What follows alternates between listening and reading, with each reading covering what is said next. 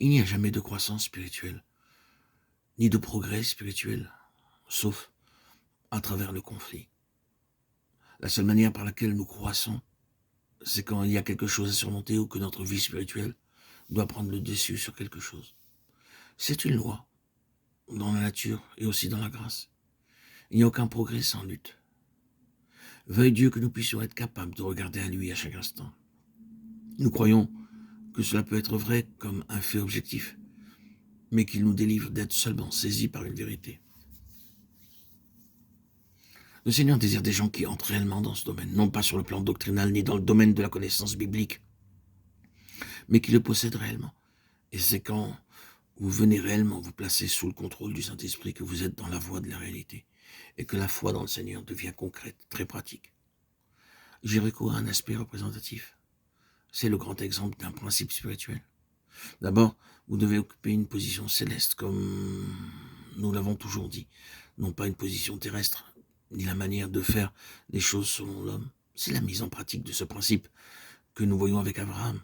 Quand cet homme a essayé d'agir, quel affreux désordre c'était, car il touchait la terre. Il en était de même avec Moïse, quand il prenait les choses en main, intervenant auprès de l'Égyptien et de cet Hébreu. Quel affreux désordre. Ici, c'est le travail de la discipline et Josué considère tout cela comme une histoire spirituelle.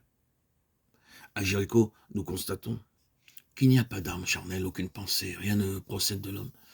Si ce n'est pas céleste, cela n'a pas de valeur. Les choses n'arrivent pas ainsi sur cette terre. Nous pouvons marcher autour non seulement 7 jours, mais toute notre vie, mais rien n'arrivera, à moins que nous ne soyons dans une position céleste, à moins que le ciel entre en scène. Jéricho, c'est l'homme mis de côté, exclu, c'est céleste. Bien, cela c'est la base. Ensuite, vous trouvez aussitôt que si l'ennemi ne peut pas réussir en résistant ouvertement, il essaiera des tactiques plus subtiles. Il ne peut pas réussir par la résistance ouverte. Si vous et moi, nous sommes dans notre position céleste et la conservons. Et gardez-la, car c'est ce que Jéricho signifie. Ils n'ont pas pris la ville le premier jour, mais ils se sont maintenus dans la foi en le déclarant. Et par cette foi, au dernier jour, ils l'ont confirmé, en maintenant leur position céleste. Ils ne l'ont pas abandonné. Nous n'obtenons pas toujours tout dès le premier ou le deuxième jour.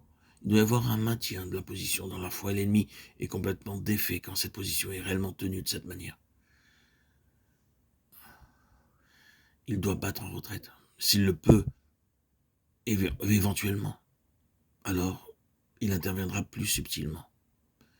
Est-ce que cela ne se réfère pas aux Gabaonites? Ils agissaient subtilement pour introduire quelque part le domaine terrestre. Ce fut la même chose avec Akan et Haï. Le manteau babylonien et les pièces d'or, un toucher du terrestre. L'accord passé avec les Gabaonites constitue une intrusion du domaine terrestre. Nous ne devons pas penser que c'est toujours fait de manière ouverte et claire par une guerre spirituelle directe. Nous devons percevoir quand le terrestre est manœuvré par l'ennemi, quand il y a l'introduction de quelque chose qui établit un contact avec ce qui est maudit et avec lequel Dieu ne peut pas être d'accord. Comment est-ce que cela se fait? Vous savez, bien sûr que Gilgal était le lieu d'où il partait. Gilgal, le lieu où l'opprobre avait été roulé au loin, l'endroit où la chair était mise de côté. Mais ils ne sont pas remontés à Gilgal après Jéricho. Ils se sont dirigés droit sur Haï, alors que c'était la coutume de toujours remonter à Gilgal après tout. Après toute avancée ou toute conquête, retourner à Gilgal pour sortir encore de Gilgal. Cette fois, ils ne remontèrent pas de Gilgal. Ils sont allés en avant. Soyons près de la croix et ne supposons jamais que parce que le Seigneur a béni, en accordant la réussite, nous pouvons aller au bon où nous semble. La croix n'est pas quelque chose que nous pouvons laisser en arrière et mettre de côté. C'est quelque chose qui doit être avec nous sans cesse. C'est notre sécurité. C'est la voie céleste, la nature de la voie céleste. Le chemin pour atteindre la finalité de Dieu. Frères et sœurs en Christ bien-aimés, auditeurs, auditrices, que le Seigneur nous garde dans tout cela.